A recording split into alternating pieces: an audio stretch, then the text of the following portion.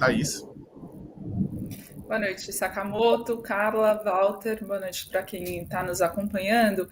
Essa denúncia, ela não alivia em nada, Sakamoto, a situação, muito pelo contrário, é uma denúncia contundente da PGR, que corrobora o inquérito da Polícia Federal e eu diria até mais, avança no que a gente está conseguindo apurar à medida que a gente vai lendo esse tema da PGR, na qualificação, na adjetivação da participação do Bolsonaro na tentativa de golpe. Então, um novo vocabulário que surge aqui na denúncia da PGR, que ele fazia parte do núcleo crucial da organização criminosa, ele, Bolsonaro e outros tantos como Braga Neto, Paulo Sérgio, Augusto Heleno.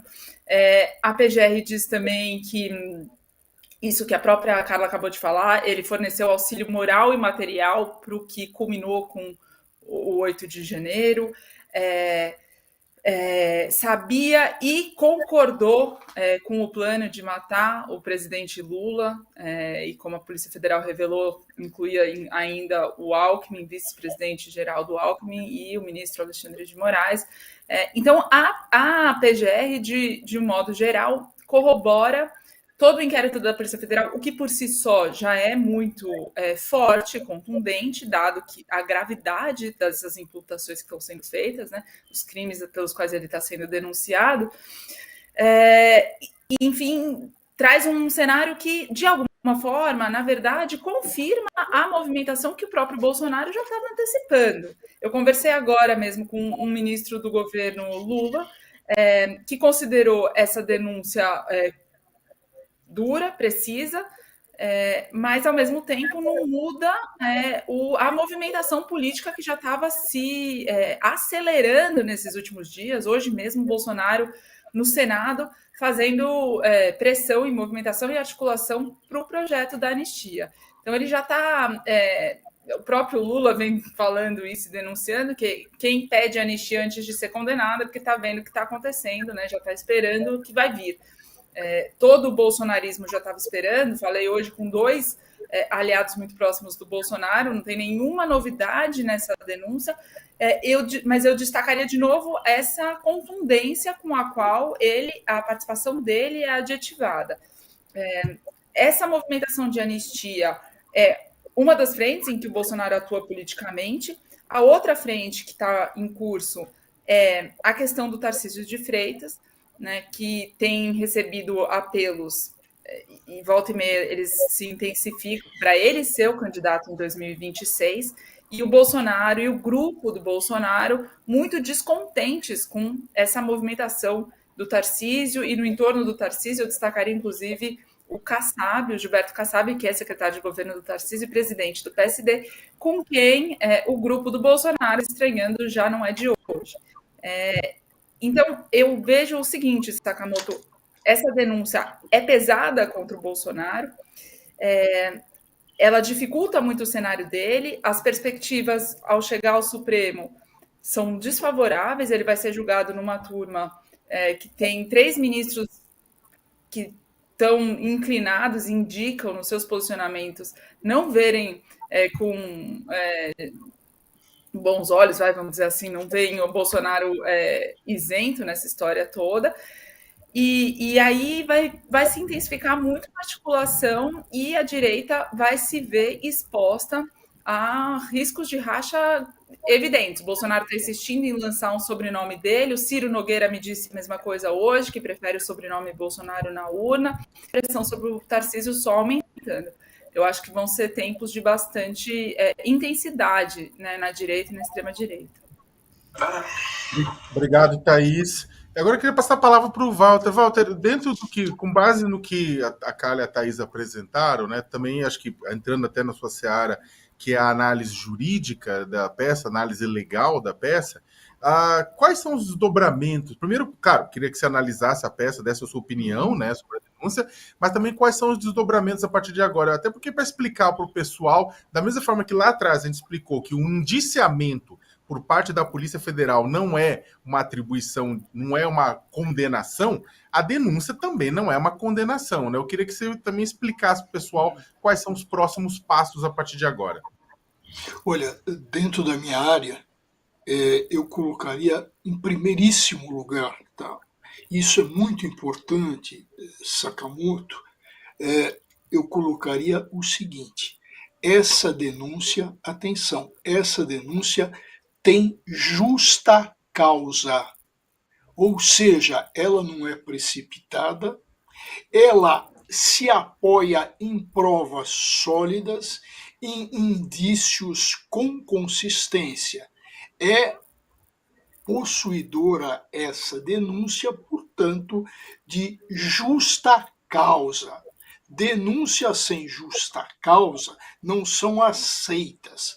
Denúncias sem justa causa são perseguições, são injustiças. Não é nada disso que acontece. Basta ler e verificar o seu suporte fático, documental, indiciário. Então, o primeiro ponto, vamos acabar com essa história de injustiçados. Vamos acabar dessa história de perseguidos. Não. Quem lê com isenção e com olhos de ver vai concluir que a causa é justa. O segundo ponto a destacar, sempre dentro da minha área, é o seguinte: não podemos agora nos precipitar e ficar discutindo o mérito. Não. Nesta fase processual de apresentação e de futuro recebimento da denúncia, essa denúncia precisa ser recebida. Essa denúncia precisa virar pelo recebimento o processo, e pelo recebimento o Bolsonaro vira, e os demais, cujas denúncias foram recebidas, virarão réus acusados. Então, nessa primeira fase, é uma fase em que aquele princípio histórico do indúbio pro réu, na dúvida em favor do réu se atua, isso só vale para a sentença, para o julgamento, para que não haja injustiça, para que se condene com base em prova sólida. Então, mas nessa fase de denúncia se inverte o princípio.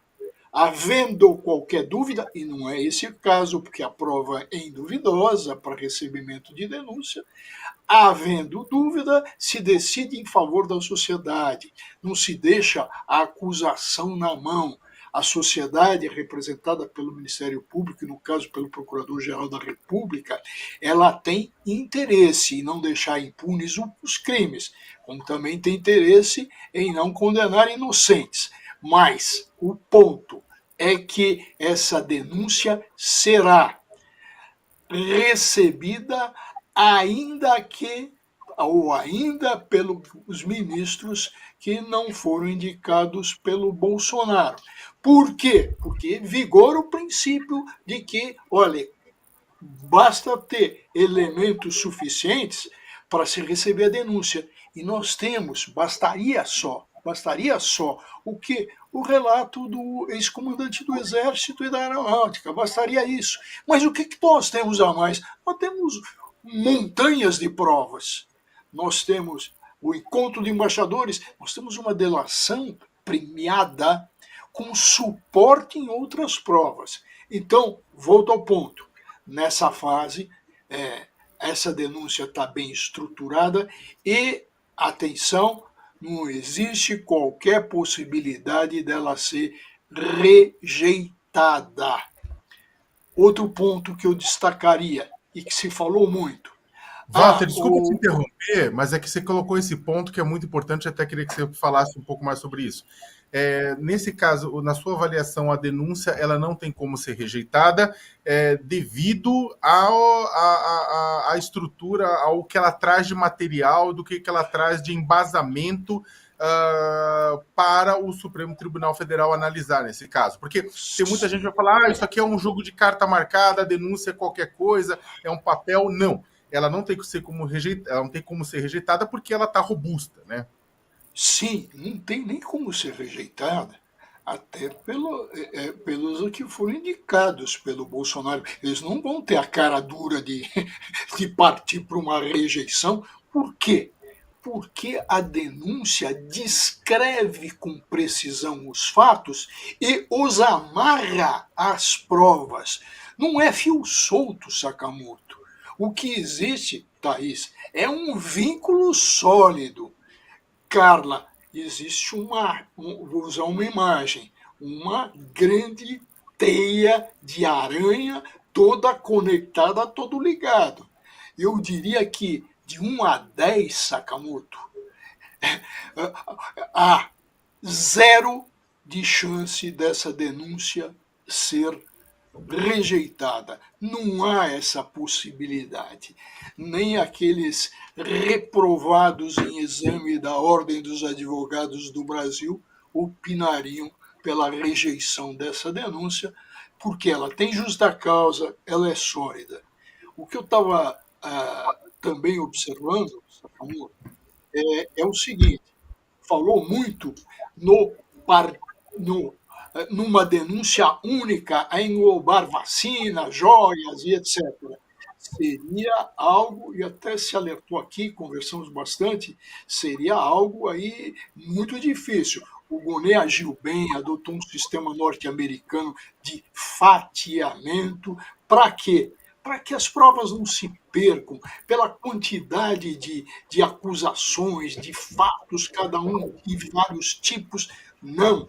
Existem três tipos penais muito bem colocados, que significam, um fala de abolição violenta do Estado de Direito, que significa tentar, com emprego de violência ou grave ameaça, e nós vimos aí o 8 de setembro, tentar abolir, terminar, liquidar com o Estado de Direito.